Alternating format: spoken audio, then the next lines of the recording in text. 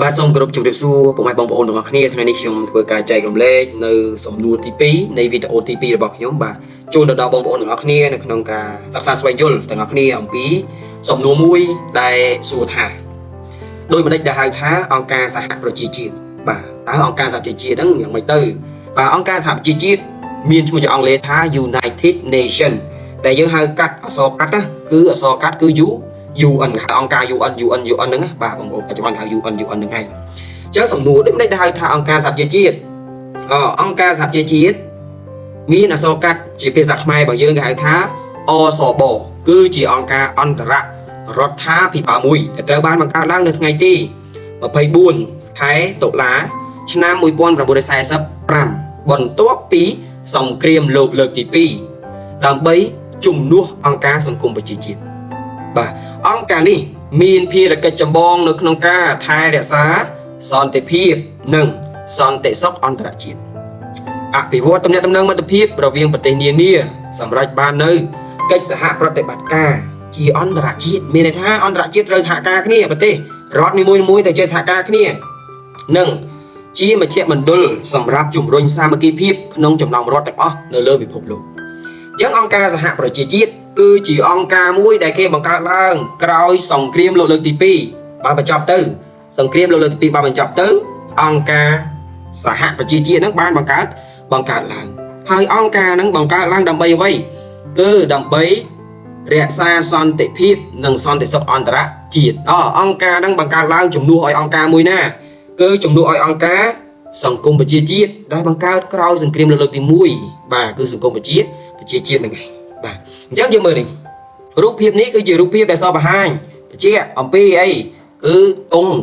នៃអង្គការសហជីវជាតិទង់ជាតិនៃអង្គការសហប្រជាជាតិនឹងឯងណាបងប្អូនដែលមានឃើញដូចជាគូស្រូវព័ទ្ធជុំវិញហ្នឹងហើយនៅចន្លោះកណ្ដាលហ្នឹងគឺពិភពលោកបាទពិភពលោកណាអញ្ចឹងនេះរូបភាពនេះគឺសរបញ្ជាក់អំពីប្រទេសដែលនៅក្នុងជាសមាជិកនៃអង្គការសហប្រជាជាតិហើយនៅកណ្ដាលហ្នឹងគឺជាទង់របស់អង្គការសហប្រជាជាតិហ្នឹងឯងបាទចូលដល់ចំណុចមួយទៀ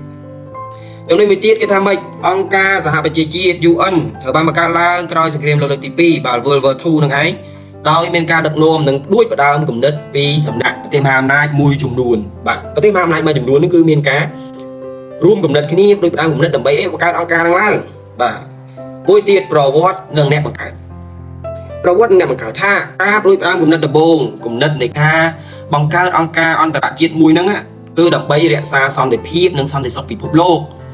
បានចាប់ផ្ដើមកើតឡើងតាំងពីសម័យសង្គ្រាមលោកលើកទី2មកម្លេះណាសង្គ្រាមលោកលើកទី2កើតឡើងចប់ទៅអង្គការហ្នឹងបង្កើតឡើងតែម្ដងបាទអញ្ចឹងហើយយើងមើលគេថាម៉េចលោក Franklin Roosevelt ហ្នឹងគឺជាប្រធានាធិបតីនៃប្រទេសសហរដ្ឋអាមេរិកនៅក្នុងកំឡុងពេលសង្គ្រាមលោកលើកទី2នេះបានដើរតួនាទីយ៉ាងសំខាន់នៅក្នុងការបង្កើតអង្គការមួយហ្នឹងអញ្ចឹងខ្ញុំសូមបញ្ជាក់ដល់ផងដែរថាម៉េចនៅក្នុងហ្នឹងលោក Franklin Roosevelt ហ្នឹងគាត់បានធ្វើការបង្កើតមានន័យថាគាត់ជាអ្នកនិយាយលើកឡើងនៅក្នុងសន្ទរកថារបស់គាត់នោះឲ្យមានពាក្យថា United Nation ណែ United Nation ហ្នឹងគឺថាសហប្រជាជាតិសហមានន័យច្រើនមែនទេសហគឺច្រើនអញ្ចឹងប្រជាជាតិជាច្រើនបាទគឺសំដៅទៅលើសម្ព័ន្ធមិត្តនៅក្នុងសង្គ្រាមលោកលើកទី2ប្រទេសណាខ្លះចូលរួមនៅក្នុងសង្គ្រាមលោកលើកទី2ពីណាអ្នកឈ្នះហើយលោកក៏បានជំរុញយ៉ាងខ្លាំងក្លាឲ្យមានការបង្កើតអង្គការមួយនេះឡើងដើម្បីជំនួសអង្គការចាស់អង្គការមុននោះអង្គការដែលបង្កើតក្រោយសង្គ្រាមលោកលើកទី1អង្គការអីគឺអង្គការអីបងអង្គការអីគឺអង្គការសង្គមប្រជាជាតិដែលអង់គ្លេសថាម៉េច League of Nations ដែលជាអង្គការហ្នឹងគឺបរាជ័យបង្កើតឡើងបរាជ័យបងអង្គការហ្នឹងកើតឡើងបរាជ័យអញ្ចឹងការបរាជ័យមានន័យថាម៉េចហេតុអីបានបរាជ័យគឺសង្គ្រាមលោកលើកទី2កើតមានឡើងក្រឹបមិនឃើញការពារសង្គ្រាមមិនបានប៉ុណ្ណឹងការពារសង្គ្រាមមិនបានទេជាហេតុដែលធ្វើឲ្យអង្គការហ្នឹងគ្មានអីមានប្រសិទ្ធភាពបាទមានប្រសិទ្ធភាពហើយបរាជ័យហ្នឹងឯងបាទអញ្ចឹងគឺបរាជ័យចូលដល់នេះគឺជារូបភាពរបស់លោក Franklin Roosevelt ណាបងប្អូនមើលនេះរូបភាពរបស់គាត់នៅ United States នេះ Franklin Roosevelt តែគាត់កើតនៅឆ្នាំ1882ដល់ឆ្នាំ1945បាទឃើញទេគាត់ស្លាប់នៅឆ្នាំ1945ណាបាទហើយរូបនេះផងដែរខ្ញុំសូមបញ្ជាក់បងប្អូនអរនេះរូបនេះគឺយើងបញ្ជាក់អំពីប្រទេសឆ្នះសង្គ្រាមនៅក្នុងសង្គ្រាមលោកទី2គឺមានអង់គ្លេសនេះទីនេះអីអង់គ្លេសគឺលោក Churchill បាទ Winston Churchill ហើយនេះគឺលោក Roosevelt ហ្នឹងឯងបងប្អូនមុខនោះលោក Roosevelt អាមេរិកហើយនេះគឺលោក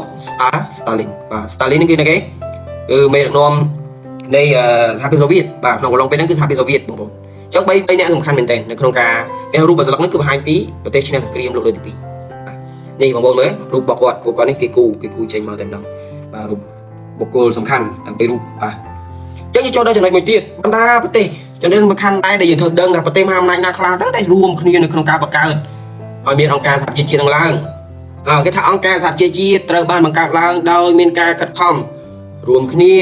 របស់បណ្ដាប្រទេសមហាអំណាចឈានមុខគេដែលជាសម្ព័ន្ធមិត្តក្នុងសង្គ្រាមលោកទី2គឺប្រទេសមហាអំណាចទាំង5នៅលើពិភពលោកហ្នឹងគឺទី1គេ United States បាទបងប្អូន United States សហរដ្ឋអាមេរិកហ្នឹងឯងទី2ចាស់ពិភពអង់គ្លេសបាទ United Kingdom ចាស់ពិភពអង់គ្លេសឬក៏ British បាទ Britain បាទមួយទៀតគេសហភាពសូវៀតបាទ Soviet Union បាទបច្ចុប្បន្នហ្នឹងគឺរុស្ស៊ីហ្នឹងឯងហើយចិននេះហ្នឹងបាទបារាំងហ្នឹងឯងអញ្ចឹងជាប្រទេសទាំង5លើលោកធំហ្នឹងដែររួមគ្នាបង្កើតឲ្យមានអង្គការហ្នឹងនឹងឡើងដោយគេដាក់ប្រទេសទាំង5ហ្នឹងគឺជាប្រទេសសមាជិកអចិន្ត្រៃយ៍នៃអង្គការសហជីវជាតិគឺប្រទេសសហរដ្ឋអាមេរិកហើយពួកអង់គ្លេសសហភាពសូវៀតបច្ចុប្បន្នរុស្ស៊ីចិននិងបារាំងបាទនេះបងប្អូនស្គាល់ហើយទង់ជាតិនីមួយៗថាអាចចំណាំបានទេថាមួយណាជាទង់ជាតិប្រទេសណាបាទបងប្អូនមកគាត់ជាស្គាល់ហើយបាទទង់ជាតិនេះមុនគេដំបូងមុនគេដែលមានផ្កាយ4តូចនិងធំមួយហ្នឹងគឺប្រទេសអីទង់ជាតិនៅប្រទេសអីបាទគឺប្រទេសចិនហ្នឹងឯងទង់ជាតិនៅប្រទេសចិនដែលមានពណ៌ក្រហមឆ្អិនឆ្អៅដែលមានផ្កាយតូច4និងផ្កាយអីបងប្អូនផ្កាយធំចំនួន1រូបភាពទី2រូបភាពគេបាទទង់ជាតិនៅប្រទេសអង់គ្លេសនេះអង់គ្លេសបងប្អូនគេរូបនេះគឺអង់គ្លេសរូបភាពទី3ទង់ជាតិទី3គឺទង់ជាតិនៃនេះដែលមានផ្កាយច្រើនហើយមានឆ្នោតពណ៌ក្រហមសនេះបាទគឺទង់ជាតិប្រទេសលោកត្រាំបច្ចុប្បន្នហ្នឹងឯងដូណាល់ត្រាំបច្ចុប្បន្នហ្នឹងពីណាគេគឺសហរដ្ឋអាមេរិកបាទហើយទង់ទី4ទង់ប្រទេសនេះគឺទង់ប្រឈរនេះពណ៌ប្រឈរនេះបើយើងទង់ពីរនេះគឺស្រដៀងគ្នាមកបើយើងនិយាយពណ៌ដូចគ្នាតែមួយប្រឈរមួយប្រដេកអញ្ចឹងទង់នេះគឺទង់នៃទង់ជាតិនៃប្រទេសបារាំងហើយទង់នេះទង់ជាតិទី5គឺទង់ជាតិនៃប្រទេសរុស្ស៊ីបាទរុស្ស៊ីហ្នឹងឯងបងប្អូនចូលដល់ចំណុចមួយទៀតយើងបញ្ជាក់ដែរបងប្អូនបច្ចុប្បន្នកាលបើយើងនិយាយពីសមាជិកអង្គការសហជីវជាតិបច្ចុប្បន្នកាលមានចំនួន193ប្រទេសបាទ193ប្រទេសនេះបងប្អូននេះបាទគេថា the UN member states 193 flags បាទអញ្ចឹងមានន័យថាគេនិយាយថាសមាជិកនៅក្នុងអង្គការសហជីវជាតិនឹងមានចំនួន193ប្រទេសនេះ193ទង់ជាតិបាទ193បច្ចុប្បន្នណាបងប្អូននៅក្នុងនោះគេក៏បញ្ជាក់ផងដែរតែគេបញ្ជាក់ថាមានរដ្ឋចំនួន2ដែលជារដ្ឋសង្កេតការមានរដ្ឋសង្កេតការគឺមានសិទ្ធិនៅក្នុងការចូលជាសមាជិកនៃអង្គការសហជីវជាតិបានគឺបូរីវ៉ាទីកង់និងរដ្ឋប៉ាឡេស្ទីនអញ្ចឹងបូរីវ៉ាទីកង់នៅណាបងប្អូនធ្លាប់ស្គាល់ទេស្គាល់បូរីវ៉ាទីកង់អត់បើយើងស្គាល់អ៊ីតាលីស្គាល់បូរីវ៉ាទីកង់ហើយប្រទេសអ៊ីតាលីនៅអឺរ៉ុបបងប្អូនបូរីវ៉ាទីកង់គឺជាបូរីមួយដែរស្ថិតនៅក្នុងសមុទ្រមេឌីទែរ៉ាណេបាទអញ្ចឹងបងប្អូនចាំមើលខ្ញុំបង្ហាញរូបភាពឲ្យមើលអញ្ចឹងមកមើលឃើញនេះគឺប្រទេសអ៊ីតាលីអញ្ចឹងយើងនេះVatican City នេះគឺជាបូរីវ៉ាទីកង់ណាបាទដែលវាមានក្បែរប្រទេសអ៊ីតាលីហ្នឹងដែលប្រទេសអ៊ីតាលីគឺជាប្រទេសដែលលយចូលដល់នៅក្នុងសមុទ្រមេឌីទែរ៉ាណេហ្នឹងឯងបងប្អូនហើយមួយទៀតក៏ជារដ្ឋសង្កេតការដែរគឺរដ្ឋប៉ាឡេស្ទីនបងប្អូនស្គាល់ហើយណាប៉ាឡេស្ទីនបច្ចុប្បន្នគឺកំពុងតែមានបញ្ហាសង្គ្រាមប៉ាឡេស្ទីននេះបងប្អូនរូបភាពទង់ជាតិដែលខ្ញុំបញ្ជាក់